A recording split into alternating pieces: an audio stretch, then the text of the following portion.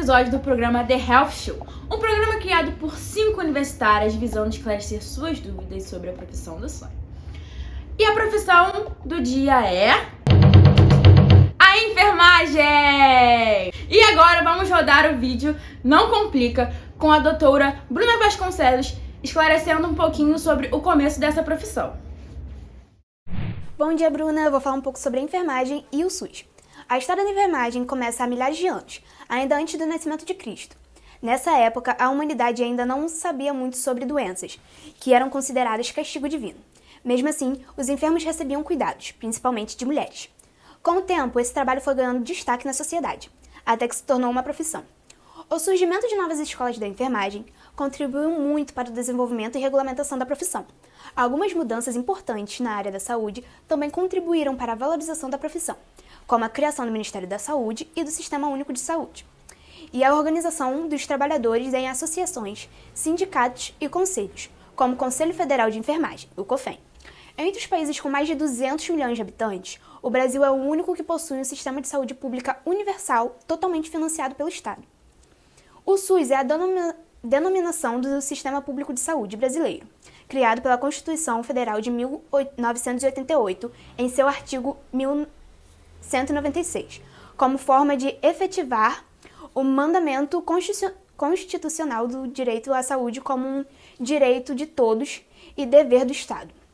E está regulado pela Lei nº 8080-190, a qual operacionaliza o atendimento público de saúde.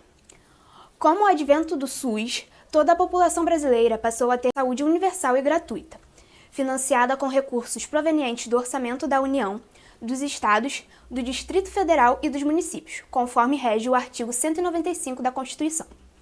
Fazem parte do Sistema Único de Saúde os centros e postos de saúde, os hospitais públicos, incluindo os universitários, os laboratórios e hemocentros, os serviços de vigilância sanitária, vigilância epidemiológica, vigilância ambiental, além de fundações e institutos de pesquisa acadêmica e científica, como a Fundação Oswaldo Cruz e o Instituto Vital Brasil.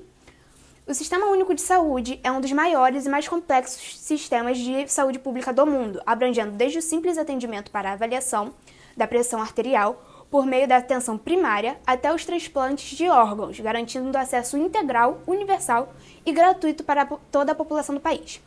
Uma leitura mais atenta da seção da saúde, do artigo 196 até o artigo 198 da Constituição, permite aferir que foram estabelecidos 5 princípios básicos que orientam o sistema jurídico em relação ao SUS.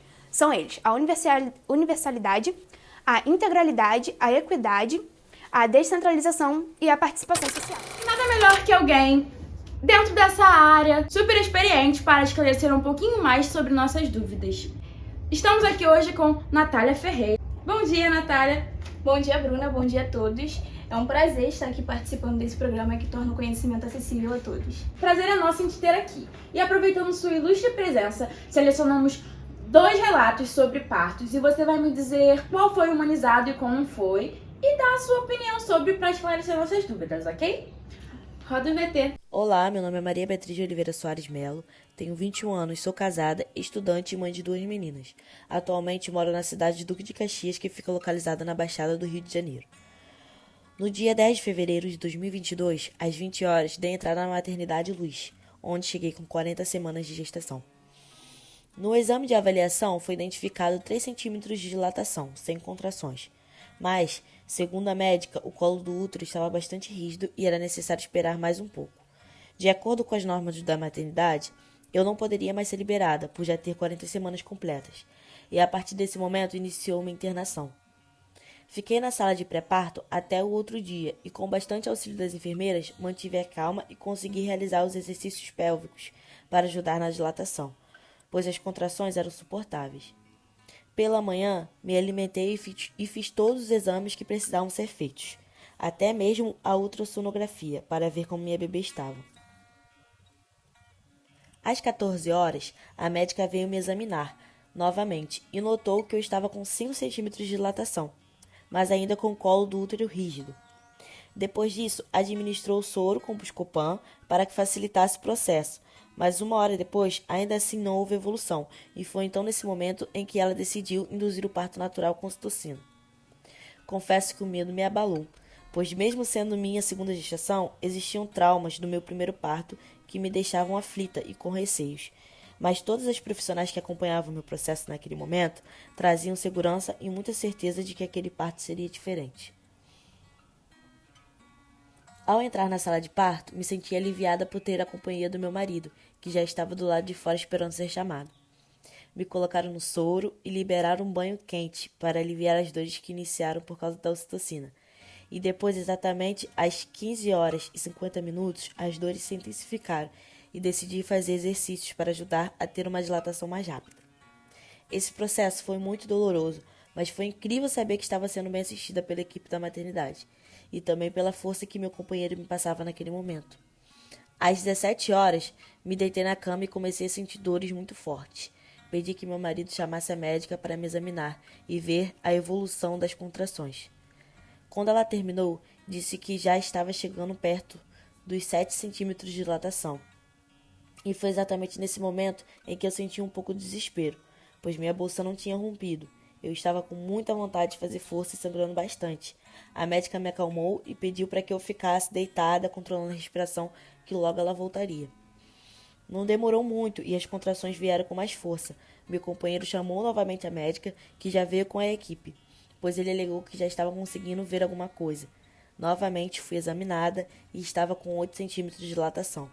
Sabendo disso, pedi à médica que rompesse a bolsa, para que eu pudesse ficar mais tranquila e fazer a força de forma adequada.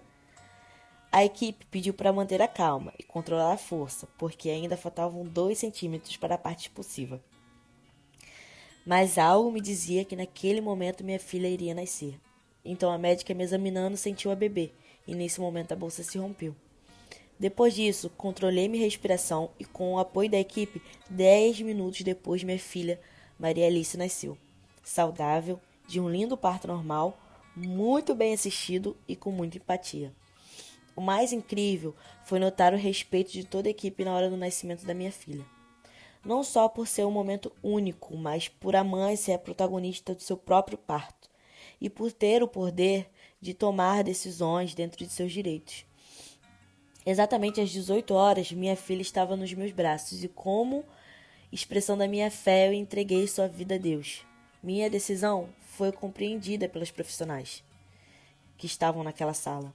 Maria Alice teve todo o atendimento necessário e logo após de ter sido avaliada e acalentada, ela veio diretamente para mim para que eu iniciasse o processo de amamentação. A experiência que passei naquela maternidade irá ficar guardada em minha memória. Cada momento fez com que minha visão mudasse radicalmente sobre um parto. Os traumas que carregava por causa do primeiro parto perderam a força. Depois de tudo que passei, percebi que o que faz um hospital não é somente a tecnologia de ponta ou a estrutura, mas bons profissionais que tenham um olhar mais humano para o paciente, sempre levando em consideração que ele deve ser ouvido.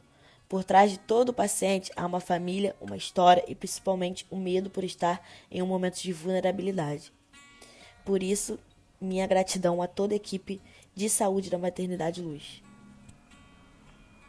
Bom, durante o relato, eu notei alguns pontos que eu achei interessante falar aqui. Logo no início, a Maria fala um pouco sobre ela e sobre sua família. E dando um gancho sobre família, que atualmente existem novos padrões familiares, né? Que são os família monoparental, reconstituída. E também tem aqueles que optam ficar sozinhos, que também são considerados família. É a tal da família unipessoal, né? Isso. Eu achei muito legal quando eu descobri. E voltando ao ponto perfeito para nós que trabalhamos no SUS, ouvir um pouco sobre a família, sobre ela, né? E para a construção do genograma, que é a informação sobre o paciente, o ambiente que ele está inserido. E a sua ligação com... Isso muda muito, né? A gente saber, a gente se interagir sim, sobre... muda. E a ligação facilitando, né, a elaboração de um plano de intervenção, né? Por exemplo, ela relatou que já estava com 40 semanas de gestação. Em seu colo do útero estava muito rígido. E que foi um problema que ela enfrentou durante a gestação, na primeira gestação dela, né? E todas essas informações são fornecidas através do genograma que é um tipo de árvore genealógica de doenças e problemas familiares, sabe? Isso ela afirma em 2 momentos que teve bastante auxílio dos enfermeiros, né? E conseguiu manter a calma para realizar tudo isso. Isso é uma humanização, né, no parto. E as enfermeiras, elas conseguiram tranquilizar o paciente mesmo diante de uma situação difícil, né? Isso é perfeito, né? Sim. Mesmo quando ela relata que sentiu medo, mas ela teve todo o apoio dos profissionais que traziam segurança para ela naquele processo que é difícil para ela e tão importante na vida dela. Eu estava estudando esses dias e eu vi que a filosofia, a antropologia e a sociologia também desenvolvem um papel maravilhoso nisso. De que forma essas matérias, né, que a gente acha tão banal no ensino médio, podem ajudar num processo tão delicado como esse? Então, eu também não imaginava a influência que elas poderiam ter sobre isso. Então deixa eu adivinhar. A antropologia ajuda a entender o estudo sobre o homem? A filosofia, por exemplo, ela significa amor à sabedoria. E muitas vezes passamos por grande parte da nossa vida, na nossa formação, né, estudando, encaramos o paciente como uma máquina. É porque uma vez que entendemos que, como profissionais da saúde, não podemos limitar, né, nosso campo de visão apenas ao corpo do paciente, sim olhar de uma forma integral, né, corpo, mente, espírito. A gente torna o atendimento cada vez mais humanizado, conseguindo respeitar e lidar com o senso comum, que são os hábitos e costumes do paciente que influenciam no atendimento do paciente. Então, deixa eu adivinhar. A antropologia ajuda a entender sobre o homem em si e a sua forma de pensar, não é isso? Sim. Isso mesmo, Bruna. A antropologia, ela propõe um olhar integral, considerando aspectos biológicos, né, sociais e culturais. Quando a Maria apresentou e entregou a sua filha a Deus, por exemplo, é um ato que ela está amplamente relacionado à cultura dela. A religião, né? Sim, exatamente. E nós, enfermeiros, devemos olhar de uma forma empática, respeitando e nos colocando no lugar do paciente, que é relativismo cultural, sabe? Sim, como eu falei anteriormente, é interessante ouvir sobre isso, porque são matérias que no ensino médio nós achamos super banais e não prestamos atenção na professora. Eu sei que você aí de casa não prestou atenção nessa aula, então preste atenção que vai cair na sua faculdade, queridinho, e você vai sofrer porque você não prestou atenção. A sociologia tá aí, né? Durante muito tempo na escola eu faltava, porque eu achava muito chato, muito repetitivo, e hoje eu percebo que ela influencia muito na minha profissão. E traz um pensamento muito amplo, né, sobre a sociedade e os papéis de cada indivíduo. Como nós, que somos cidadãos, influenciamos na sociedade e como ela influencia sobre nós. Uma coisa que me chamou muita atenção é que esse relato é rico de informações, né? Eu nunca imaginei que um relato seria tão rico de informações assim. Exatamente. Ali contém muito mais do que imaginamos, né? O desenvolvimento humano é um exemplo, claro, e ele começa com a fecundação e pendura até a morte de cada paciente. Quando a Maria diz que foi iniciado um processo de amamentação, ela se refere a um dos princípios éticos, né? Já que a função do enfermeiro é proteger e promover e apoiar, né, o aleitamento materno e o desenvolvimento humano. Ele é dividido em 5 partes. A gestação, que é marcada por uma dependência materna, né? E a infância, que ela é marcada pelo julgo e a decisão dos responsáveis. A adolescência, que ela é marcada pela autonomia e o desenvolvimento da cognição. A fase adulta, que ela é o momento de realização da maturação psicológica. E a velhice, que ela é marcada por declínio funcionais e atenção primária à saúde. Gente, por isso que eu gosto de apresentar esse programa, tá vendo? A gente, além de conhecer profissionais incríveis, a gente sempre aprende alguma coisa que vai acrescentar um pouco na nossa vida ou vai mudar um pouco nosso jeito de agir e de pensar. Pois é, isso é muito interessante. Sempre que eu posso, eu paro pra assistir algum programa, porque tem algo novo que nós aprendemos, né? E respondendo agora de forma direta à sua pergunta anterior, sim, houve humanização no parto. Então, nesse parto a gente viu que teve humanização, correto?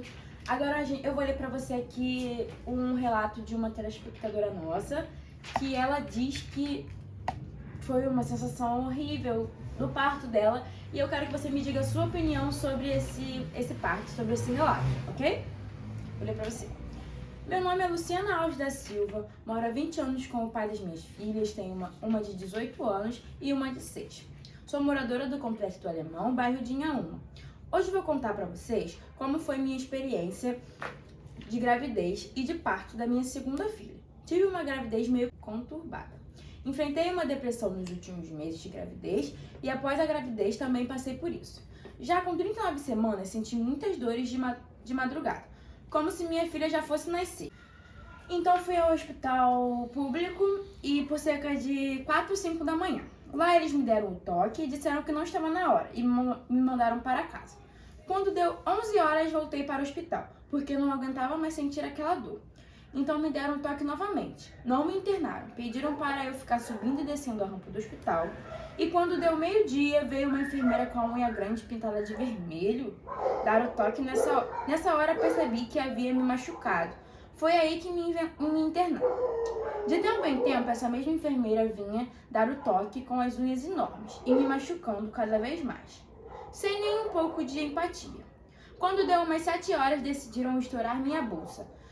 Só que minha filha não nascia. 4 horas depois da minha bolsa já estourada, eles induziram meu parto. Um médico e 2 enfermeiras. O médico e uma das enfermeiras subiram na minha barriga, forçando minha filha a sair. Teve um momento que eu perguntei se não iria chegar a hora do corte. Então eles me cortaram para facilitar o meu parto. Nessa força que colocaram na minha barriga, minha neném nasceu roxa e sem chorar. Enquanto levaram minha filha para tentar fazê-la chorar, eu tomei 2 injeções no braço, pois estava com hemorragia interna. Depois desse trauma, fui para o quarto com a minha filha.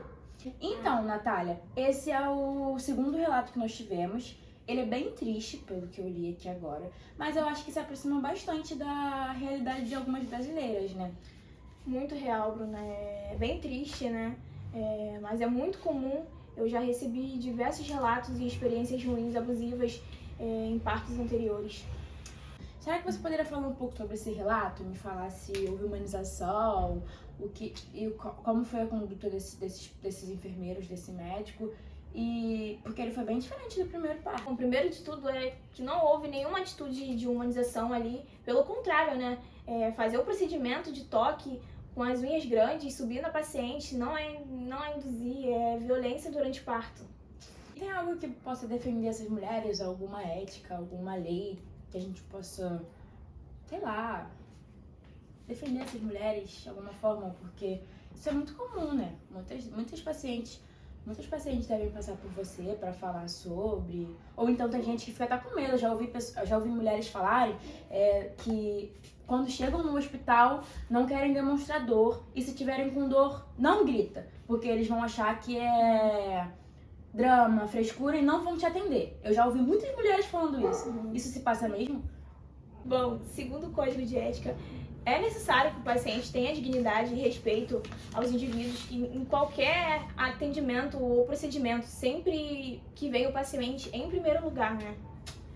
Natália. Então existe sim um código de ética. Sim. E as mulheres podem denunciar quando passarem isso, né? Exatamente. Então, meninas, esse foi o programa de hoje. Nós mostramos 2 relatos super diferentes e, dá pra gente raciocinar um pouco como foi. E se você passou pelo primeiro relato, que legal, você pode compartilhar com outras mulheres para elas não se sentirem tão amedrontadas como vai ser o parto delas, para você confortá-las. E se você passou pelo segundo caso, você tem sim o direito de denunciar, você tem o direito de sofrer, você tem, não é, Natália? Você tem o direito de denunciar o que você passou, não fica calada e não precisa você estar passando dor, você não vou falar que eu tô com dor porque eu tô com medo. Já passou muito isso aqui nesse programa, eu já li muito sobre isso. E todos os profissionais me falam que isso não é certo, isso não é correto. E sim, nós temos leis, elas têm lei, e eles e elas podem até perder o direito de atuar na área escolhida pelos sonhos.